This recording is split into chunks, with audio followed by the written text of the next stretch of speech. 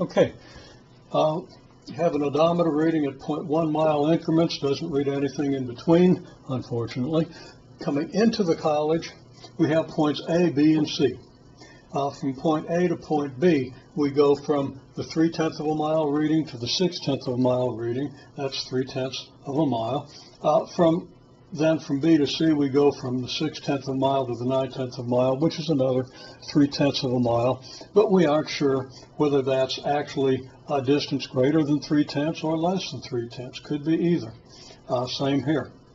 Okay, well, looking just at the distance from A to B, we see that we get 0.3s, but we also get 0.2s if we just subtract these results. So our conclusion is going to be that the distance from A to B can't be more than 0.3, but it has to be at least 0.2.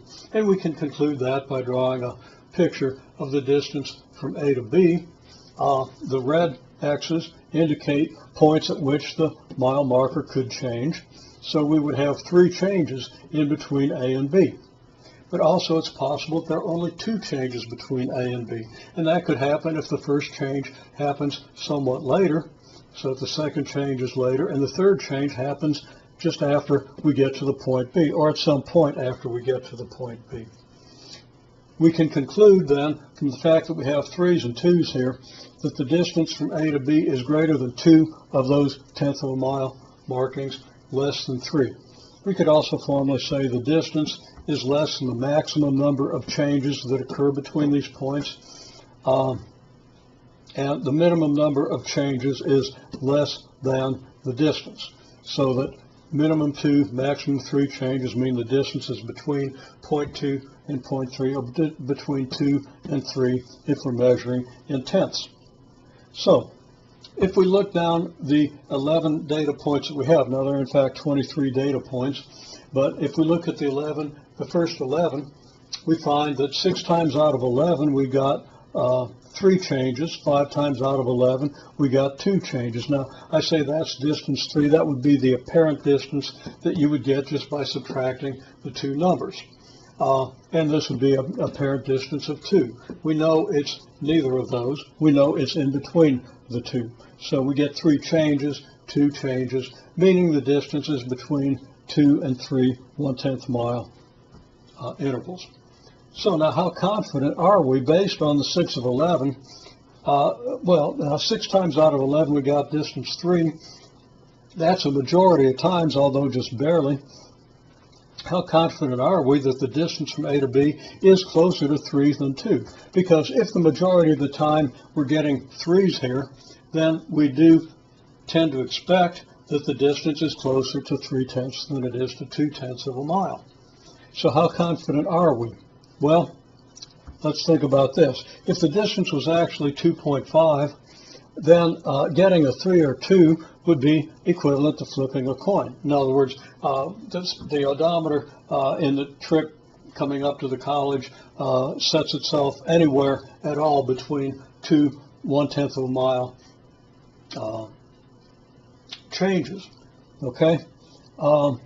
So our likelihood of getting a 2 or a 3, well, the likelihood is the same, and we might as well just be flipping a coin to determine how the 3's and 2's are going to distribute themselves if this is actually 2.5 miles. And then the question is, well, this time it's like we got 6 heads on 11 flips, if a 3 is a heads, or if, yeah, okay. Could we get 5 heads on 11 flips? And certainly we could. And you should think about the analogy between flipping coins and getting these readings. They would actually be completely equivalent if we had a 2.5 mile, or 2.5 tenths of a mile distance between A and B. Okay? So, well, we're still reasonably confident that the distance is closer to 2.5 than it is maybe to 2 or 3. It's somewhere in between, not too close to 2, not too close to 3. How confident are we? Say between 2.3 and 2.7. You could actually answer this if you know how heads and tails distribute themselves, but we're not going to go to that level of analysis. Okay? Now, another thing is if instead of 6 out of 11, this was 600 out of 1100, we would be much more confident in any of these. In this range, we would be much more confident in how close we are to 2.5, if that actually occurred. Okay, well, then going from B to C, 6 times out of the 11, the distance was 3. The apparent distance was 3 tenth mile increments, and 5 times it was 4. So we say, well, it's probably closer to 3 than it is to 4, but again, we're unsure. That could just be luck of the draw.